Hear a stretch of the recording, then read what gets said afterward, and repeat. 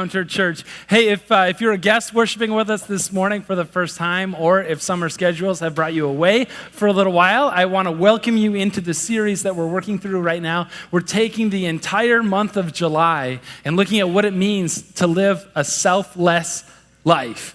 Actually, to be more specific about that, we're taking the month of July in the Selfless series to look at what it means to live a God-centered life in a me-centered world. And we heard last week, remember, that doesn't come to us naturally. That's not kind of what we just go to in a resting state as an act of selflessness. It's just the opposite. So it feels a little odd. It feels funny. It feels like we're pushing against the grain. But as we see in like the video, that image of the cup breaking apart, when we act with a selfish life, when we live for ourselves, we will break, we will crack under that pressure, but God does the most amazing things with cracked pots. So we're taking a look at this series, Selfless. And as we get into it this morning, and I do want to jump right into our Bible study this morning because I think I may have over-prepared and I don't want to run out of time.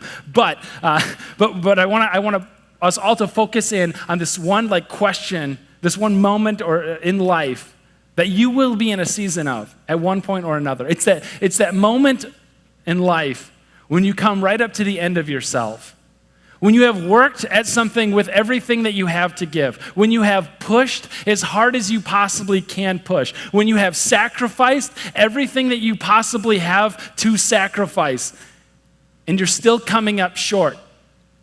And you're up to the end of yourself and you're asking, what then? What's next when I don't have anything else to give, when I don't have anything else to sacrifice? What then?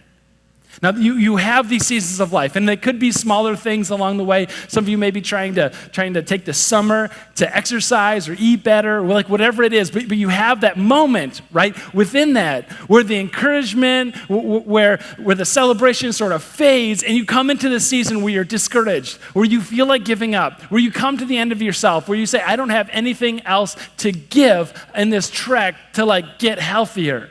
But this morning, we're not talking about just the physical stuff. We want to up the ante even more than that and to say there's all kinds of ways in life where we try to get healthy relationally, let's say, get healthy physically, or to get healthy spiritually, let's say. You come to a season in life where you're saying to your husband or to your wife, I want to make this work. I want to have the best possible marriage, and I know that what I put in is what I get out.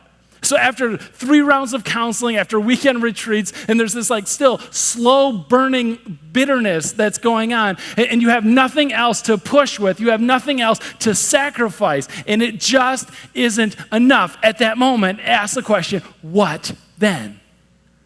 Maybe the marriage thing isn't a part of the equation because it's the single thing. And you're pouring into that, and you're trying to figure out what it means to live a God-centered life in singleness. And you're pushing and pulling, and you're giving it everything you have to give it, wrestling with God, struggling with God, trying to figure out what in the world it means to live a God-centered life in a me-centered world when it comes to your body or to your relationships, when it comes to the people around you. I want to focus in on that one last moment when you're exhausted, when you're tired, when you don't see God at work anymore in your life, when you come to the end of yourself and you don't have anything else to give. What then? Now, fortunately for us, there's a Bible story that speaks exactly into that moment. So if you want to, I invite you to turn to Genesis chapter 32. There's Bibles underneath the chairs in front of you, and you go ahead and flip to those. The words are also going to be on the screen behind me. And I just got to say, we say every week, hey, if you don't have a Bible at home, go ahead and take this one. We love that. We just had to order a new case of Bibles because we've given away so many, and we love it. It's the best kind of stealing, right? Just go ahead and take it. It's awesome. But Genesis 32, we're going to go there. We're going to go there today. And it starts off in Genesis 32 in verse 22. And it says, that night Jacob got up and took his 2 wives. That's an entirely different story. We'll get to it later. Just because it's in the Bible doesn't mean it's okay. I don't know why that needed to be said. Jacob got up. He took his 2 wives and his 2 female servants and his 11 sons and crossed the ford at the Jabbok. Now, just a note at that, because it wasn't just any night, it was that night. Like the storyteller unfolds for us, it wasn't just any time in Jacob's life, it was a particular time. It was a particular night in Jacob's life. It was a particular night that he packs up his family at night. And he crossed a river. He crossed the ford of the Jabbok River. Now, crossing a ford of a river, a ford is like the shallow spot in a river that people were known to cross, and it was like a common, like good place to cross when there's not a bridge available to everybody. So Jacob packs everybody up, and he crosses over a river at night. Some of you know, because you've got the same job in your family as I do, when it comes time to a family vacation, like you're the one who packs up the van. You're the one who had the car, the SUV, the trailer, the camper. You're the one, like everything is out there, right on your front porch, maybe in your lawn, if your neighbors don't mind, and you get like prep zone, kids stay away, everybody gone. I need to fit all of this stuff in the back of the van, Tetris style. Squeeze it in, squish it in, hear crunching sound. The chips are now crumbs, but that's okay. We have another, battle, hill to climb. We got to fit everything in here. And you know how difficult it is to smash everything into your van, into all your family stuff. Now imagine this. You've got 2 wives and 11 kids, right? And your van is a camel. And you're crossing a river at night. I want to paint this picture for you because I want you to notice this isn't something that you casually go out and do. Let's just take everybody and cross a river in the middle of the night. No, it's that night because it had to be that night. See, what's going on in the story is that Jacob is actually on the run. He's running away from his past. And more specific than that, he's running away from his brother Esau. And I want you to get the sense of the story. At one point we alluded to it because we already said that Jacob had 2 wives, and we're like, I don't think that was okay even then. And you're right. But I want us to pry that back and just to see the depth of character, or should we say the lack of character that Jacob is exuding throughout his entire life. And Jacob, even the name, means the deceiver or the trickster, Tricky Jake, we're going to call him this morning. Tricky Jake has a long history of playing tricks, of deceiving, of stealing what's rightfully other people's and claiming it as his own. Even when he was born, his mom, Rebecca, she had twins. And it wasn't just Tricky Jake, it was also Esau in his mom's belly, in the womb. And the story goes in the Bible that they were wrestling with each other inside of her belly. And they're going at it, and she prays, she cries out to God, why is this happening to me? Which is something that every parent has said about their kids at one point or another. She cries out, God, why is this happening to me? When it came time for them to be born, being born first meant everything to kids. Being born first meant you get the birthright and the blessing. Being born first meant that you get an extra share, a double share of the inheritance of the family. Being born first meant you were the one to carry on the line. There was so much more pressure on you. There was so much more opportunity put on your shoulders if you were born first. And the story tells us that even when Jacob and his twin brother Esau was born, Esau started coming out first. And the next baby grabs onto his heel as a way of pulling him down. No, me first. No, I want to get there first. No, I want to be the one to steal your place in line, to cut in line ahead of you, which grabbing at the heel was actually an ancient Hebrew idiom that meant trickster, that meant the deceiver. In the Hebrew language, grabbing at the heel, trickster, deceiver, in the Hebrew language, this was called Jacobing. And so his parents, they came out, and his parents, the one was all hairy, so they call him Esau, which meant hairy, right? Creative, I know. The next one comes out grasping at the heel, so they go oh, look at that, he's Jacobing. Why don't we call him Jacob?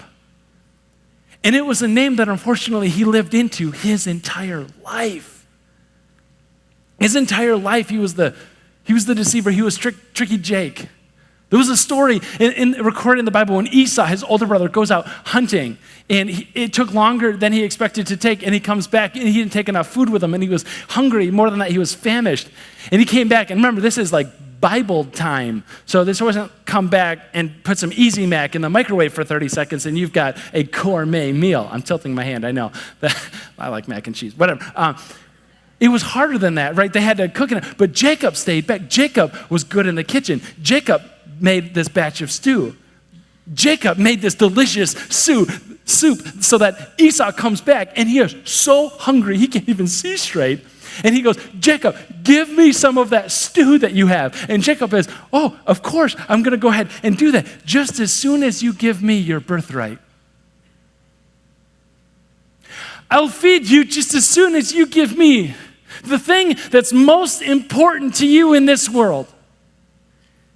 And for Esau, I mean, this may have been a momentary lapse in judgment, but what kind of brother does that to an older brother?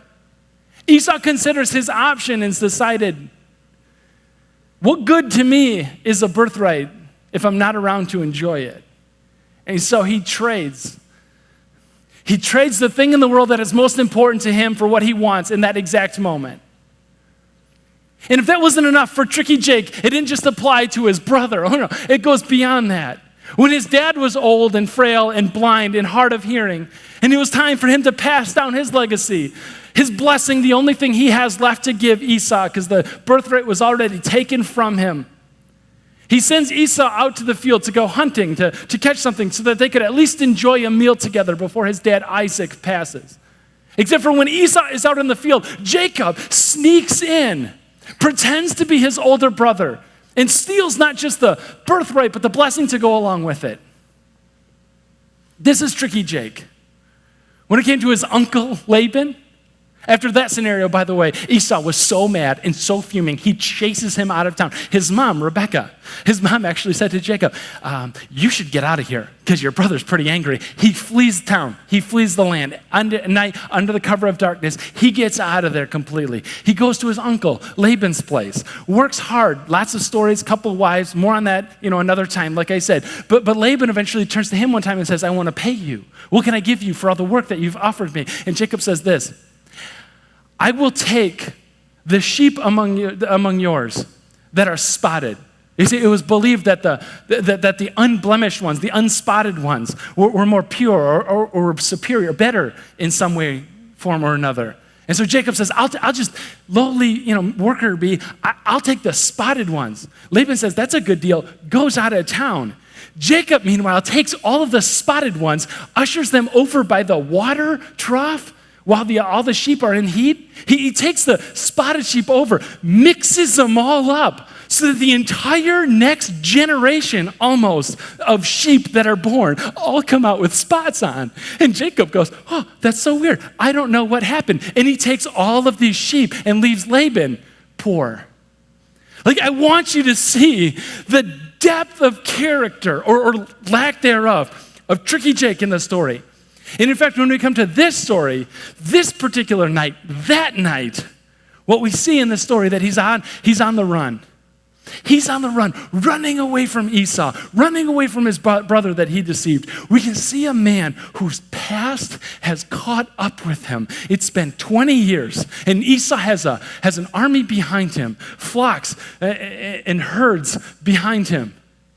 And Jacob, under the cover of darkness, has to flee, cross a river with 11 kids at night because he doesn't know what Esau is about to do. And then this happens. Verse 23. Now, after he had sent them, everybody, across the stream, he sent over all of his possessions so that Jacob was left alone. Now, we don't know like what it was that left him alone. Like, we don't know why he was. No, it's not confirmed. It's not in the story. But I just have this hunch that he was left alone to like scheme and to think about like his next move, to come up with a con, to come up with a lie, to come up with a story to tell his older brother about how everything that happened had to happen. And as he's sitting on a log, contemplating life alone by himself, coming up with his next con or lie or scheme, a man wrestled with him until daybreak. And the story is like, I'm sorry, what? He's sitting there alone on the log, and then all of a sudden, a man comes up and wrestles with him, like just snatches him off the log. And he starts engaging in the fight of his life. The fight of his life that goes on and on and on. 5 hours, 6 hours, 7 hours goes by, and he's wrestling with this. He doesn't know who it is. Is it a thief? Is somebody come that's trying to rob him, mug him? It can't be, because I don't have anything left. Everything is across the river, across the stream. I just sent up all my possessions, it says. It's not a thief, it's not a mugger. Maybe around the 5th hour, he starts to think, maybe it's Esau. It's been 20 years, not hairy enough for Esau. Maybe it's somebody that Esau sent over here to kill me at night so that we don't have to even see each other in the day. Maybe he's that mad at me for everything that went down. But I think over maybe the 6th turn, 7th hour, as it got into daybreak, like he realizes there's more to this story. There's more to this opponent than what he initially thought. And he starts to think, maybe this isn't like a human kind of opponent. Maybe this is a supernatural kind of opponent. And then it's confirmed for him. Verse 25, when the man saw that he could not overpower him, he touched the socket of Jacob's hip so that his hip was wrenched. The word for that is dislocated, as he wrestled with the man. Now that's what seals it, right? That it's not just some ordinary person wrestling with him. That has to be a divine figure. It has to be an angel of God or somebody, because nobody just touches a hip and has it dislocated from him. He's up all night. He's wrestling with his angel. He's wrestling with this representative of God or somebody. And all of a sudden, his hip gets touched. And it's like his leg jumps out of socket. Some of you have had the horrendous experience of a dislocated arm, maybe shoulder, leg, something like that. And it doesn't come without a howl of pain attached to it, because it's excruciating. Now think about what it means for Jacob. Think about what it means for the guy who has all the answers, had an excuse for everything, who has a con or a scheme or a lie for anything that comes. Think about it from the perspective of the guy who's always been able to kind of finagle and wiggle his way out of every situation his whole life.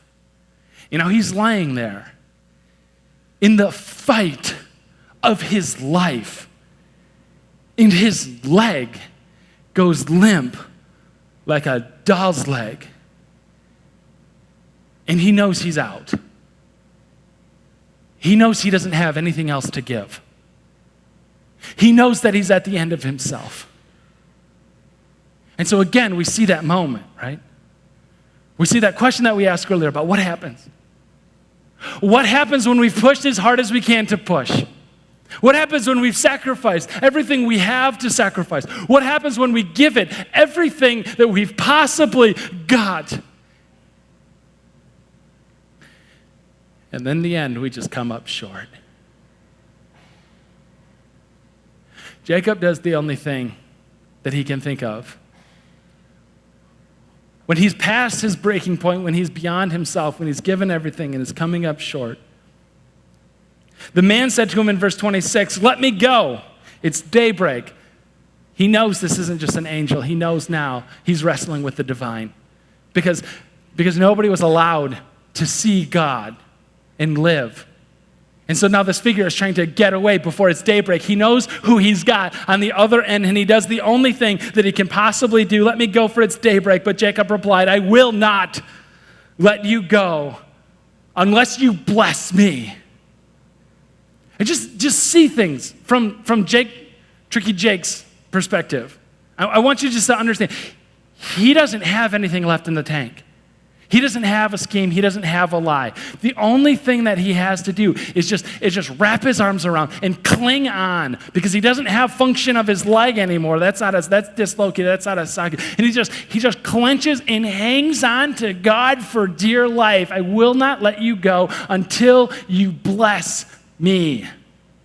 I want us to see this, friends, for what it is, right? Because this is not an act of holiness. Oh, look at that. He's up all night, metaphorically wrestling with God. The words that are used is like dirt on his face, sweat smeared around. He's tired. He's probably bleeding. He can't walk anymore. He's hanging on to God in this fight for his life. This is not a metaphor. This is not an act of holiness. This is not an act of piety. This is an act of desperation. This is a man without anything left to give. This is a man beyond himself. This is a man who has no options left. An act of desperation keeps him. I will not let you go until you bless me. And then it's at that moment when he's got nothing left in the tank, and it's at that moment when he sacrificed his all, and it's at that moment where he has nothing to offer this figure that he's been wrestling with anymore, that God shows up. Jacob says, I'll not let you go until you bless me. And God comes back, not with a blessing, but with a question. God comes back. In verse 27, the man asked him, what's your name? In the context of the Bible, asking somebody their name, especially here, this isn't just a, hey, what do people like to call you? What do you go by? This isn't just asking what somebody's name is. In the context of the Bible, it's asking, what kind of person are you?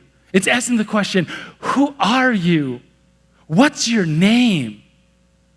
And so I want to ask you that question, because I think the writer here is looping us all in, asking us, what do you call yourself? Like, who are you anyway? Outside of your birth certificate, what's your name? And remember, Jacob has lived his whole life as a deceiver, as a con artist. Jacob has lied and hurt everybody that he's ever been in close contact with. And now we have this time, this moment in his life where he can continue that act. He can continue the charade, keep up appearance. He could make up a name.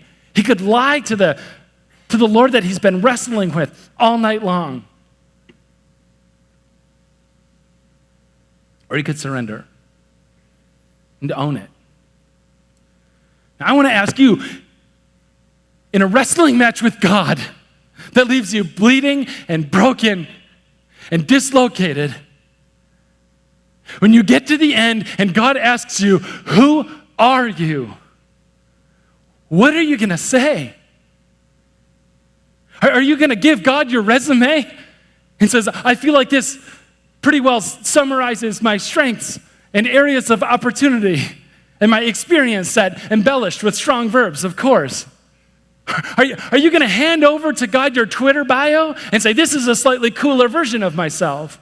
Are you going to hand over God a set of Instagram pictures perfectly curated and cropped and filtered to capture your exact right side, your good side, and hand over God and say, this is who I am at my very best, who I pretend to be? Are you going to own it? Own the past. Own who you are.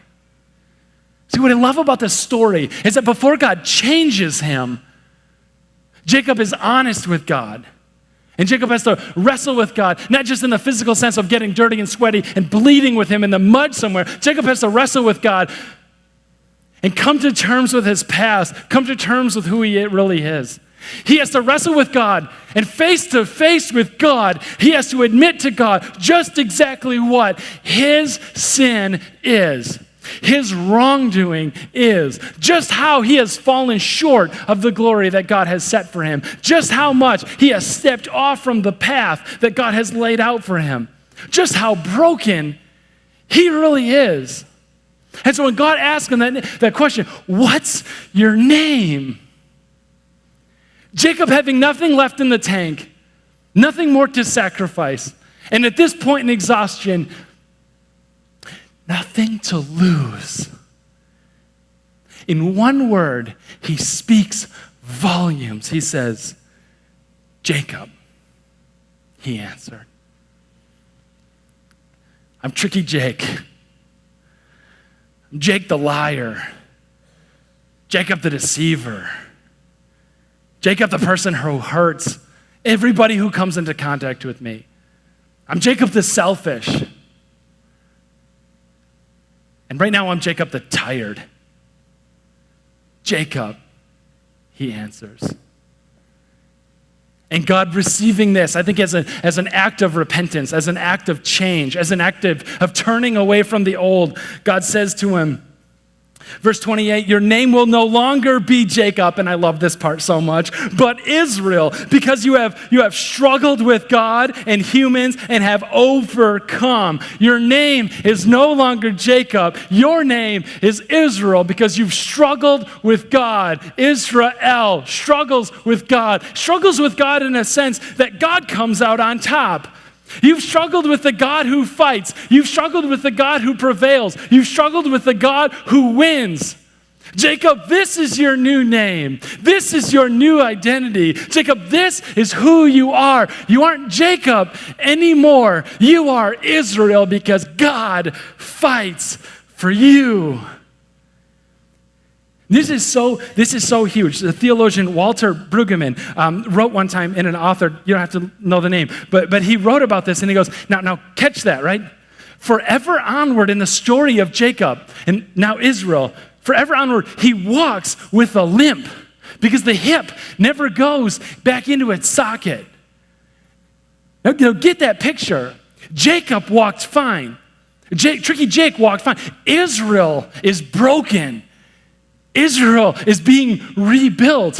And Brueggemann offers this. He goes, you can't separate the wound and you can't separate the brokenness from the change. It's like they're inextricable. Because it's almost like God, I love this so much, it's almost like God is reminding Jacob, Israel, the nation of Israel, and the church, all of us that have come in the past, it's almost like God is reminding each one of us that it's not through our strength that we're good. It's not through our strength that we have victory over sin and the things that defeat us. It's not through our strength on our own. Oh, no.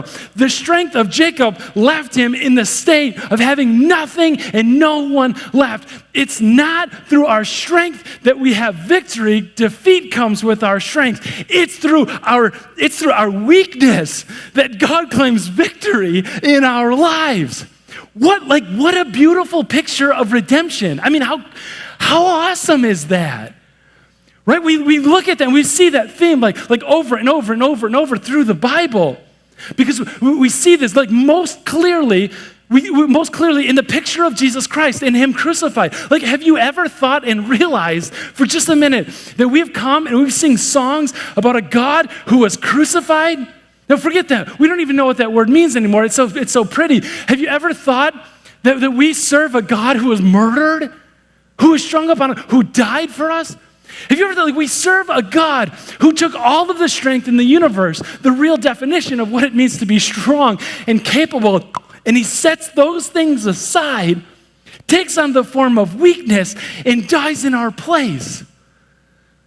As Jake, now Israel, limps through life, it is a constant reminder that in those moments of pain, in those moments of struggle, in those moments of desperation where we give everything we have to give, sacrifice everything we have to sacrifice, and don't have anything else, it's in those moments that God shows up.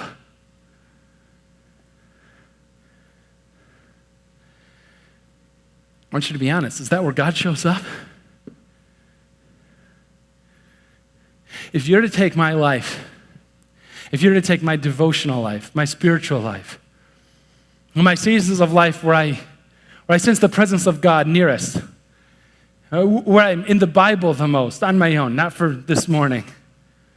If you were to take those seasons in life where I pray the most, and I'm engaged the most, and you're to look at those ups and downs like we all have ups and downs. I have a stage and a mic, but I'm no different than, right? You take these things and ups and downs. And all of a sudden you were to take those seasons in life where things are hard, where my health is failing, or somebody close to me is failing. Those seasons in life when finances aren't clicking like they need to be, and work isn't clicking, and marriage isn't clicking like it should, like it once did. If you're to take those seasons in life, and this is unbelievable, but if you were to take those and to line them on top of each other chronologically, what you would see is the worse things got in my life, the closer I became to God. That the struggle doesn't pull me away from God. The monotony of an everyday life that's easy to run, that pulls me away from God. That the struggles in life, the pain, the brokenness in life pulls me closer and closer to God, perhaps out of an act of desperation, having nothing else to offer of my own, but driving towards God every time. And I don't want it to be that way. And I wish it was a different way. I wish that I loved God as much out of the valley, on the mountain, as I did in the valley. But it strikes me, though, doesn't it, that God doesn't reserve the toughest battles for the strongest soldiers. He creates the strongest soldiers out of the toughest battles. That when you come to the end of yourself, you find the beginning of God. When you come to the end of your own strength, you find the beginning of God's strength. May He bring you to that point of desperation. May you get there quickly and easily. May you get there like Abraham did, his grandfather. May you get there like Isaac did, his dad. May you go to God quickly. But for the rest of us Jacobs out there, for all of you Jacobs church, God is giving you a new name. He's giving you the name Israel because God fights when you can't. God struggles when you can't. God prevails when you have nothing else to give. And if I could just add one more onto this, because I just love this part. I almost skipped it coming in here, but it's too good not to, so I'm going to say it anyway. Verse 29, Jacob said, "Please tell me your name." But he replied, "Why do you ask my name?" And then he blessed him there. And so Jacob called the place Peniel, saying, "It's because I saw God face to face, and yet my life was spared." He said Peniel once, and then again in verse 31, the sun rose above him as he passed Peniel, and he was limping because of his hip. He says it twice, Peniel. Thousands of years later and halfway around the world, it doesn't make any sense to say the name of the place, Peniel, twice. It means nothing to us now. But when you line up the ancient location of the city Peniel, along with the river Jabbok that he crossed a little ways earlier to figure out exactly where that location is, you'll see that it's on one of the exact borders, albeit fuzzy, but one close by to the border of ancient Canaan, then Israel. You see, keep in mind, Jacob grew up hearing the stories from his dad Isaac about the promised land, the land that God promised to his grandfather Abraham.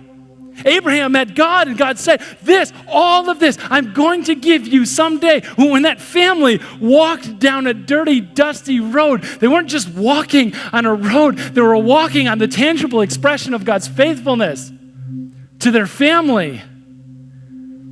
But when Jacob deceived Esau 20 years earlier, under the cover of darkness, he had to flee the land, flee Canaan, flee what would be called Israel someday under the cover of darkness, leave. And he comes back across the border river Jabbok at the city of Peniel, coming back into the land, no longer as tricky Jake the deceiver, now as Israel, because God fights not under the cover of darkness, but as the sun is rising above him, he is a new man and a new creation. And so are you, church. So are you. God has remade you as you put your hope and your life into his hands. That is his promise, that he will give you a new name. No longer the sinner, liar, schemer, cheater, but a forgiven, redeemed, new creation. Church, Israel. And so I want to ask one last time, church, what is your name? Let's stand up if you would. We're going to close out this time together by singing a song that offers all the honor and all the praise and the fame and the glory to him and to him alone. But as we do that, I want to remind you, church, that Jacob's story isn't over. You go home, you read the rest of that one on your own, because Esau, who he hasn't seen in 20 years since he ripped off his blessing and his birthright. Esau is waiting on the other side of the river. And Israel is still wondering, what's this encounter with Esau going to hold? What's this new battle going to hold? But you know, Jacob doesn't go out and fight that battle because Jacob is done. And the way of sin is done. And the way of lies are done. And the way of cheating and the schemes and the cons are done. Jacob stays back. Israel moves on. Israel meets Esau. Jacob doesn't fight. Jacob doesn't lie. Israel goes on. And God fights. And God struggles. And God prevails. So church, as you head into this week and you face your Esau battle ahead of you, Jacob, you stay behind and you don't take the low road of sin and destruction, but you take the road of life. You take the Israel road. You take the road where God fights, where God struggles, where God and God alone prevails. And the glory is His, and the fame is His, and the honor is His and His alone. Amen.